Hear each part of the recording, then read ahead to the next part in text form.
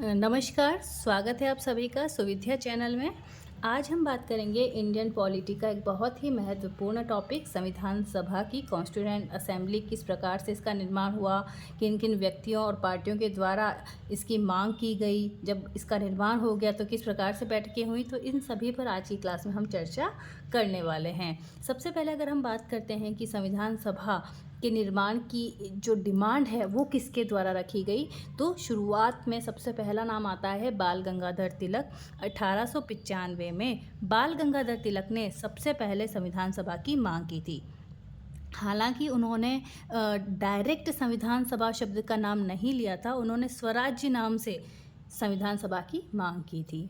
उसके बाद 1922 में महात्मा गांधी ने संविधान सभा की मांग की थी। यहाँ पर भी उन्होंने सीधे तौर पर संविधान सभा शब्द का नाम नहीं लिया था, उन्होंने सेल्फ रूल कह सकते हैं या होम रूल जो बाद में चला, उस आधार पर संविधान सभा के निर्माण की बात की थी कि भारतीयों के द्वारा एक संविधान सभा का निर्माण किया जाना चाहिए।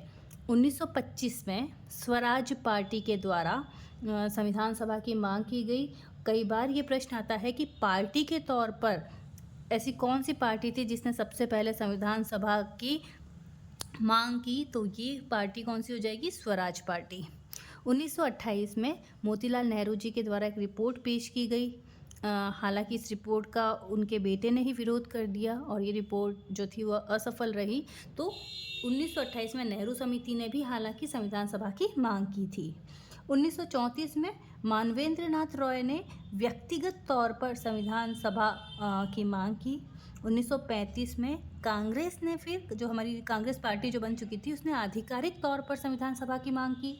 1938 की अगर हम बात करते हैं तो 1938 में जवाहरलाल नेहरू जी ने डायरेक्ट इलेक्शन के माध्यम से संविधान सभा की मांग की। इसके अलावा उन्होंने सार्वभौमिक वयस्क मताधिकार के आधार पर एक संविधान सभा होनी चाहिए, इस बात पर जोर डाला था। तो ये महत्वपूर्ण थी कि 1938 में नेहरू जी ने डायरेक्ट इलेक्शन की बात की थी और सार्वभौमिक मताधिकार, वयस्क मताधिकार के आधार पर एक संविधान सभा का निर्माण होना चाहिए, ये बात बताई थी।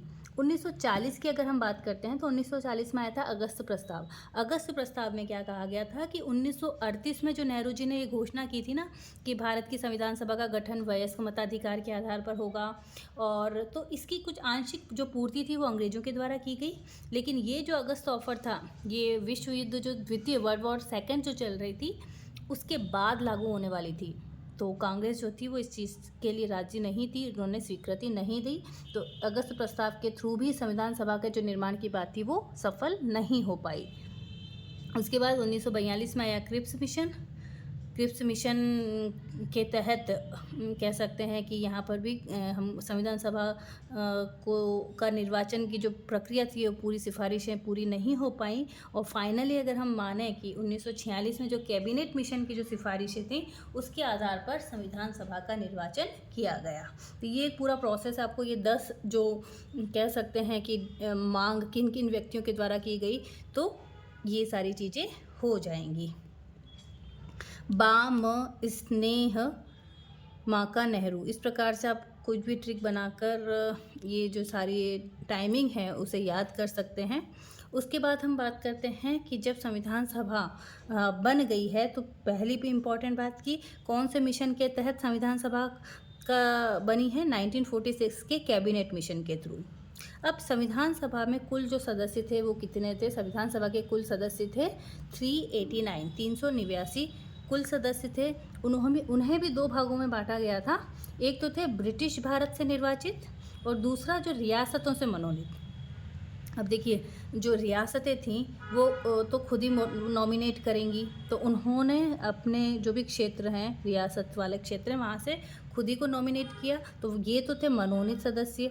कितने थे ये, 93। और जो ब्रिटिश भारत से वो चुने गए थे इनडायरेक्ट इलेक्शन के थ्रू। तो यहाँ पर ये भी ध्यान रखना है कि जो नेहरू जी थे उन्होंने डायरेक्ट इलेक्शन की बात की, लेकिन इनडायरेक्ट इलेक्शन के आधार पर संविधान सभा का निर्वाचन किया गया है। तो यहाँ पर ब्रिटिश भारत से जो निर्वाचित थे वो कितने थे 296। 296 को भी पुनः कुछ प्रांतों से जो थे वो 292 सदस्य, और जो कहते हैं ना चीफ कमिश्नरेट एरिया से जो उच्चायुक्त प्रांतों से 4 थे, जिसे हम इजीली ABCD के नाम से याद कर सकते हैं। ए से हो जाएगा आपका अजमेर मेरवाड़ा क्षेत्र हो जाएगा, बी से हो जाएगा बलूचिस्तान, सी से कुर्ग और डी से दिल्ली। तो ये टोटल 389 सदस्य थे। इसके अलावा जो निर्वाचन जो था उसकी कुछ विशेषताएं रखी गई कि प्रत्येक 10 लाख की जनसंख्या पर एक प्रतिनिधि को निर्वाचित किया जाएगा। दूसरा कौन सा मेथड होगा, तो ये आनुपातिक प्रतिनिधित्व पद्धति की एकल संक्रमण मत प्रणाली के द्वारा ही जो संविधान सभा का निर्वाचन किया जाएगा। धर्म के आधार पर किसी प्रकार की लड़ाई ना हो संविधान सभा में, तो यहाँ पर जो 292 जो प्रांतों से जो निर्वाचित किए जाने थे उन्हें भी 3 कैटेगरीज में डिवाइड किया गया। 210 सामान्य, 78 मुस्लिम और 4 सिखों के लिए। जब रिजल्ट आए तो रिजल्ट में देखिए कांग्रेस टीम को टोटल कितने मिले। कांग्रेस टीम के जो 208 सदस्य से थे वो निर्वाचित हुए, मुस्लिम लीग से 73 सदस्य और निर्दलीय से लगभग 8 सदस्य जो थे वो निर्वाचित हुए। अब ये जो 208 कांग्रेस की उनमें सामान्य सीट 199, सिखों की देखो 4 में से 3, मुस्लिम आरक्षित सीट 3 जीती और उच्चायुक्त प्रांत भी 4 में से 3 जो थे वो निर्वाचित हुए थे। अब ऐसे कौन से 2 व्यक्ति थे जिन्होंने संविधान सभा का चुनाव ही नहीं लड़ा था, तो एक तो हो जाएंगे हमारे महात्मा गांधी और दूसरा मोहम्मद अली जिन्ना। इन दोनों ने ही संविधान सभा का चुनाव नहीं लड़ा था। मुस्लिम लीग के कितने सदस्य जीते थे, तो ध्यान रखें 73 सदस्य मुस्लिम लीग के जीते थे। अब ऐसे 2 व्यक्ति जो चुनाव में तो थे लेकिन उन्होंने बाद में रिज़ाइन दे दिया था, त्यागपत्र दे दिया था, तो वो हैं एक तो जयप्रकाश नारायण और तेज बहादुर सप्रू। इन दोनों ने ही संविधान सभा से त्यागपत्र दे दिया था। इसके अलावा कई बार एग्जाम में पूछा जाता है कि संविधान सभा में महिला सदस्य कितनी निर्वाचित हुई थी, तो टोटल 15 महिलाएं जो थी वो निर्वाचित हुई थी। जो नाम है आप याद रख सकते हैं, एक तो है एनी मैस्करीन जो कि बाहर से थी और देशी रियासतों से पहली महिला प्रतिनिधि थी। अम्मू स्वामीनाथन थी। इसके अलावा बेगम एजाज़ रसूल जो कि एक मुस्लिम महिला सदस्य थी। दक्षिणी वेलायुधन जो कि एक क्या कह सकते हैं कि दलित महिला सदस्य थी। दुर्गाबाई देशमुख, हंसा जीवराज मेहता, कमला चौधरी, लीला रॉय, मालती चौधरी, पूर्णिमा बनर्जी, राजकुमारी अमृत कौर, भारत की प्रथम महिला कैबिनेट मंत्री, देन रेणुका रॉय, सरोजनी नायडू जो कि भारत की प्रथम महिला राज्यपाल, सुचिता कृपलानी भारत की प्रथम महिला मुख्यमंत्री, विजय लक्ष्मी पंडित जो कि UN में एकमात्र भारतीय महिला अध्यक्ष रही हैं। तो ये सभी जो 15 महिलाएं थी वो भारत के संविधान सभा की सदस्य थी। अब जब संविधान सभा का जैसे ही चुनाव हुआ और उन्होंने देखा कि भाई कांग्रेस के इतने लोग जो हैं वो निर्वाचित हुए हैं, तो मुस्लिम लीग जो थी उसने संविधान सभा का बहिष्कार कर दिया था। तो संविधान सभा का बहिष्कार मुस्लिम लीग के द्वारा भी किया गया, उस समय कुछ जो रियासतें थीं उनके द्वारा भी कर दिया गया था। अब अगर हम बात करते हैं संविधान सभा के चुनाव कब हुए, तो जुलाई अगस्त 1946 में चुनाव हुए। मुख्य बैठकें 3 मानी जाती हैं, 9 दिसंबर, 11 दिसंबर और 13 दिसंबर। हालांकि बैठक जो थी पहली 9 को हुई, दूसरी 10 को हुई, तीसरी 11 को हुई, चौथी 12 को हुई और 5वीं 13 दिसंबर को हुई थी। क्योंकि एक बार एग्जाम में प्रश्न आया हुआ है कि 11 दिसंबर वाली जो बैठक थी ये कौन सी बैठक थी, तो रियल में ये तीसरी बैठक थी। क्यों? क्योंकि प्रत्येक दिन इस समय ये बैठकें 5 दिन तक लगातार हुई थी। तो 9 दिसंबर, लेकिन जो महत्वपूर्ण जो तथ्य याद करने वाले या फैक्ट करने वाली जो बातें हैं वो 9 को हुई हैं, 11 को हुई हैं और 13 को हुई हैं। 9 दिसंबर 1946 को संविधान सभा की पहली बैठक हुई जिसमें मुस्लिम लीग ने भाग नहीं लिया। कुल 207 सदस्य जिसमें से 9 महिलाएं शामिल थीं। उद्घाटन सत्र की जो शुरुआत थी वो JB कृपलानी के द्वारा की गई। प्रथम अस्थायी अध्यक्ष जो थे वो डॉक्टर सच्चिदानंद सिन्हा को बनाया गया, क्योंकि एज के आधार पर वो सबसे वरिष्ठ सदस्य थे और एक फ्रांसीसी परंपरा के आधार पर भी उन्हें ही अस्थायी अध्यक्ष बनाया गया। पहले अस्थायी उपाध्यक्ष जो थे वो फ्रैंक एंथोनी थे। दूसरी बैठक हालांकि 10 दिसंबर को हुई है और 11 दिसंबर को वास्तविकता में ये तीसरी बैठक थी। लेकिन कई किताबों में ये दूसरी बैठक लिखा हुआ होता है। महत्वपूर्ण दिवस के आधार पर द्वितीय दिवस भी कई जगह लिखा हुआ है। स्थायी अध्यक्ष डॉक्टर राजेंद्र प्रसाद बन गए थे। उपाध्यक्ष, प्रथम उपाध्यक्ष एच.सी. मुखर्जी और द्वितीय वी.टी. कृष्णमाचारी। वी.टी. कृष्णमाचारी जो थे वो जयपुर रियासत के थे। और क्योंकि हमारा संविधान सभा, संविधान को बनाने का जो भी प्रारूप होगा उसके लिए कोई ऐसा व्यक्ति तो होना चाहिए जिससे ऑलरेडी थोड़ा बहुत इस चीज़ का नॉलेज हो। तो बर्मा के संविधान निर्माण में जिन्होंने कुछ हेल्प की थी, सहयोग किया था, बी.एन. राव, उन्हें ही संवैधानिक सलाहकार संविधान सभा का बनाया गया। 13 दिसंबर 1946 को क्या क्या महत्वपूर्ण घटनाएं हुई हैं तो ध्यान रखें। संविधान सभा की वैसे देखा जाए तो तीसरी बैठक हुई, लेकिन वास्तव में ये 5वीं बैठक थी। और उद्देश्य प्रस्ताव जो था वो लाया गया था, प्रस्तुत किया गया था, जिसे बाद में 22 जनवरी 1947 को पारित कर दिया गया था। कौन लाया है ऑब्जेक्टिव रिजोल्यूशन? जवाहरलाल नेहरू जी के द्वारा लाया गया है।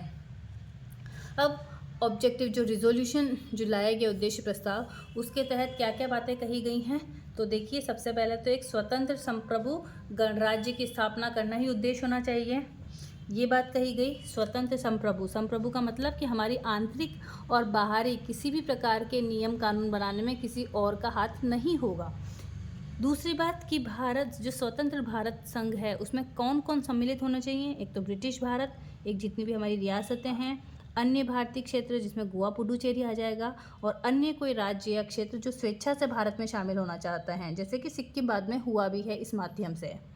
फिर तीसरा, क्योंकि जिन्ना चाहते थे कि जो अवशिष्ट शक्तियां हैं वो राज्यों को दी जाएं, राज्यों को स्वायत्तता अधिक दी जाए, तो उस समय, हालांकि अभी अवशिष्ट शक्तियां जो हैं वो केंद्र के पास हैं, लेकिन जब हमारा ये संविधान सभा का निर्माण हो रहा था उस समय ये महत्वपूर्ण बात रखी गई थी कि भारतीय संघ में राज्यों को स्वायत्तता प्रदान की जाएगी और अवशिष्ट शक्तियाँ जो हैं वो राज्यों को दी जाएंगी। फिर जो देश की शक्ति का जो मेन स्रोत होगा वो कौन होगा? जनता होगी, यानी लोकतंत्र को महत्वपूर्णता दी गई। फिर ऑब्जेक्टिव रिजोल्यूशन में 3 प्रकार के न्याय की बात की गई है। कौन कौन से? सामाजिक, आर्थिक और राजनीतिक। इसी प्रकार स्वतंत्रता की तो 8 प्रकार की स्वतंत्रता की बात की गई है। 3 प्रकार के न्याय तथा 8 प्रकार की स्वतंत्रता की बात की गई है। हम ऐसे वावदू से तो याद रखते ही हैं कि विचार, ए से अभिव्यक्ति, देन विश्वास, धर्म, उपासना, तो ये 5 तो हम पढ़ते ही हैं ना प्रस्तावना में। लेकिन इसके अलावा हमारा जो उद्देश्य प्रस्ताव था उसमें व्यवसाय कार्य संघ बनाने को भी ऐड किया गया था। समता, जो कि हमारे प्रस्तावना में 2 प्रकार की समता की बात है, प्रतिष्ठा और अवसर की, लेकिन वहाँ पर ऑब्जेक्टिव रिजोल्यूशन में विधि के समक्ष समता को भी माना गया था। इसी के साथ ये भी कहा गया था कि कुछ जो पर्टिकुलर जो ग्रुप हैं उनमें हितों के संरक्षण की बात की गई। एक तो अल्पसंख्यक, एक पिछड़े और जनजातीय क्षेत्र, और जो सामाजिक रूप से वंचित लोग हैं उनके हितों के संरक्षण के लिए विशेष उपाय किए जाएंगे। भारतीय राज्य क्षेत्र की अखंडता को बनाए रखा जाएगा और इसके अंतर्गत आने वाला जो जलीय क्षेत्र है या थल या नभ है उस पर संप्रभु अधिकार को बनाए रखना, ये ऑब्जेक्टिव रिजोल्यूशन का मेन ऑब्जेक्टिव था। और ये भी इसमें कहा गया था कि प्राचीन काल से विश्व में भारत का एक विशेष स्थान है, एक महत्वपूर्ण स्थान है, और उस स्थान को बनाए रखा जाएगा, प्लस विश्व शांति और मानव कल्याण को बढ़ावा दिया जाएगा। तो ये सारी बातें जो थी वो उद्देश्य प्रस्ताव के अंतर्गत थी। और ये कौन लेकर आए थे? जवाहरलाल नेहरू लेकर आए थे। और इसे पारित कब किया गया? 22 जनवरी 1947 को पारित कर दिया गया। तो ये कुछ महत्वपूर्ण बातें थी संविधान सभा से संबंधित। बहुत बहुत धन्यवाद।